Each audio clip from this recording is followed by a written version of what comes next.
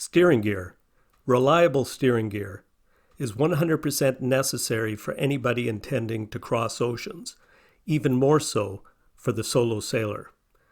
In this video, I intend to demonstrate and show you some of the design characteristics of the Mark III. The Mark III, so-called because this is my third variation of steering gear.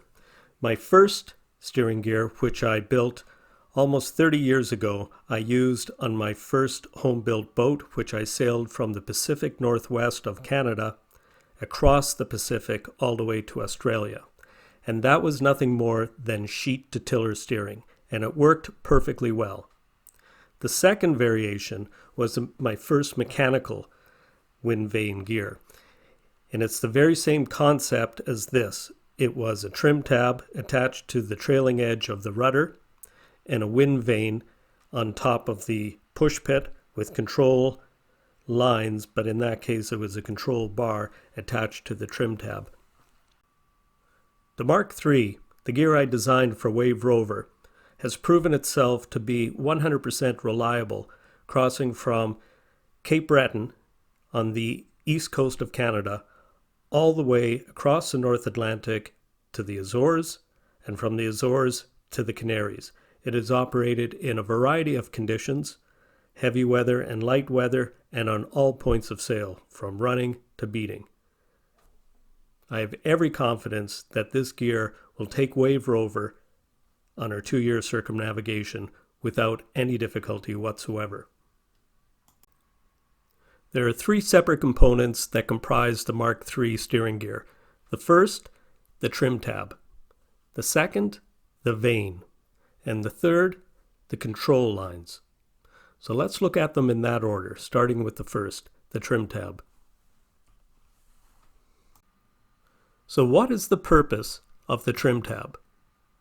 Well, the trim tab controls the rudder, and the rudder controls the direction that your vessel will head. So in this diagram, we can see in number 1, the trim tab, illustrated in red, is in line with the rudder. The boat is balanced and Wave Rover will move forward in a straight line.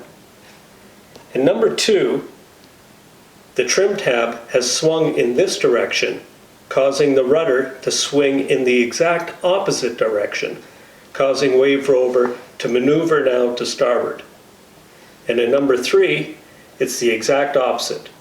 The trim tab is maneuvered to this side, the rudder maneuvers this way as a result, and Wave Rover will change her course heading to port. The trim tab is comprised of 3 pieces of 1/2-inch exterior grade fir plywood laminated together with epoxy glue. Then it is covered in fiberglass cloth with epoxy resin. It's supported at 3 points, 2 that you can see in this picture below the waterline, and again it's supported at the rudder head. The supports for the trim tab are made out of Teflon. I found a piece of Teflon that I had in my garage that was actually used in the, it was used as a countertop when I purchased Wave Rover, and I recut it and repurposed it to make bearings.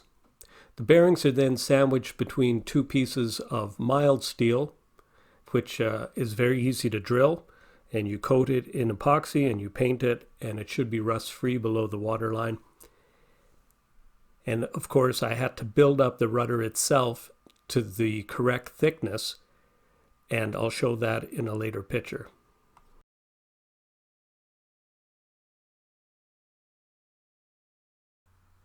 So let's look at some of the components of the tab. So first thing I did was I purchased an 8-foot length of 1/2-inch diameter stainless steel. Now, if you can, get 316 stainless. It's the proper stainless steel, but unfortunately in my area, I couldn't get that. So this is 304 stainless steel.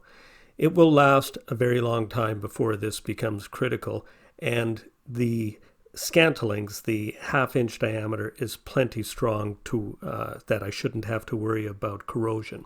The second thing you want to do is get a short piece of stainless steel, and it's not critical, it's probably about 10 inches long and about 2 inches wide, and have that welded on to the 1/2 inch bar. As I've previously said, the tab is made up of 3 layers of 1/2 inch ply. Since the diameter of the steel shaft is 1/2 inch, this really helps us a lot. So we just have to make a little channel for that piece of steel to sit into. So in this picture we can see how the steel sits into that channel in the plywood. And then of course one more piece of plywood, one more layer, will sit on top of this. It'll all be laminated together with epoxy and glue, and we'll have a solid monolithic structure. Over the next series of pictures, what you're seeing is the tab, which I have temporarily screwed together. I've taken it outside, and I'm about to take the grinder and a disc sander and shape it into a foil shape. Well, now that we have a nice foil shape, I can glue it up. So in my case, I'm using West System epoxy, and I'm mixing in microfibers to make a nice structural glue. I make it nice and thick so that the whole void space on the inside is filled. And I've also used a Dremel tool and some chisels to make the openings where the steel comes through the wood bigger, so that I can create more like an epoxy bearing surface at that point, so that if there shouldn't be any ingress of water. Before I could do any attachment points on the rudder, I had to repair the rudder first, because over its previous 39 years, considerable damage had occurred. So in these few pictures, you'll see the repair I've had to do on the rudder, and then I take the rudder and I attach 2 pieces of 1/2 inch plywood. The plywood is glued on with epoxy glue and microfibers. The ply is shaped and faired so that the trailing edge is about 1.5 inches thick, which is the thickness of my Teflon bearings. The steel straps, which, as I've already stated, are mild steel, are drilled for 1/4 inch bolts and bolted to the rudder through the ply. Of course, the bolt holes through the rudder and ply are drilled oversized to 1/2 inch. They're filled with epoxy and fibers, and then they're re-drilled after the epoxy has hardened to 1/4 inch. This ensures that the water will never come in contact with the core of the rudder or the ply. Finally, everything gets a layer of fiberglass cloth. Underwater bedding compound is applied underneath the straps, and those straps are then mounted and the tab installed. Oftentimes I use what I have, what I can find, and what I can afford. But here are some of the dimensions that I've used in the project. So here we're looking at the trim tab. So the trim tab, like I said, is made from 3 layers of 1/2 inch ply. Now this isn't marine grade ply that I used, but it is good quality, good one side, exterior fir plywood. The reason I wasn't worried about it being marine grade is because I picked a really good sheet of it to start with, and the whole thing is laminated with epoxy glue, and then it's covered with a layer of cloth.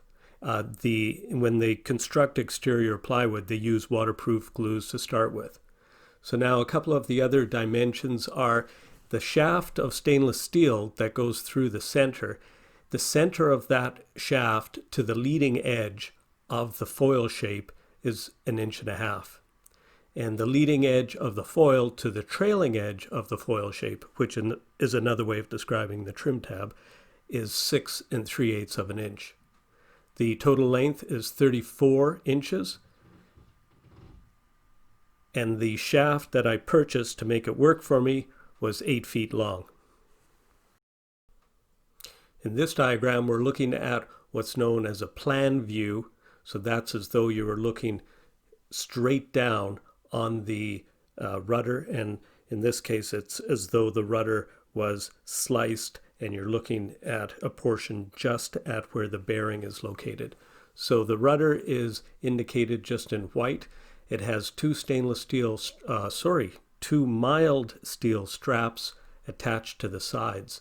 The reason I went with mild steel was it's very easy to come by. It's very easy to work with. You can drill it quite easily with just regular high steel bits. And it's no different than the steel that steel boats are made with. So in this case, the steel is an eighth of an inch thick, it's 2 inches wide, and it's 12 inches long. Now, I won't repeat the dimensions that you can see clearly in this picture, but what I will say is the Teflon that I had to work with was 3/4 of an inch thick. So that worked out perfect for me making 2 layers, which came out to 1.5 inches. The hole I drilled is 5/8, as you'll see, and that's because you want a bit of play between the bar and these bearings. Now the top bearing, the one above the trim tab, is a hole that goes straight through, but the bearing at the bottom is only drilled 1 inch deep, and then it has a stainless steel washer at the bottom of the hole, so that the stainless steel shaft that goes through the trim tab is actually resting or bearing on a piece of stainless steel, a stainless steel washer. And when you go to do bottom maintenance on your boat, you can take the trim tab off, you can take a look and see what the bearing, that stainless steel looks like. Now, I don't know what the life will be on that, but next time I haul the boat, it's one of the things I'll be checking.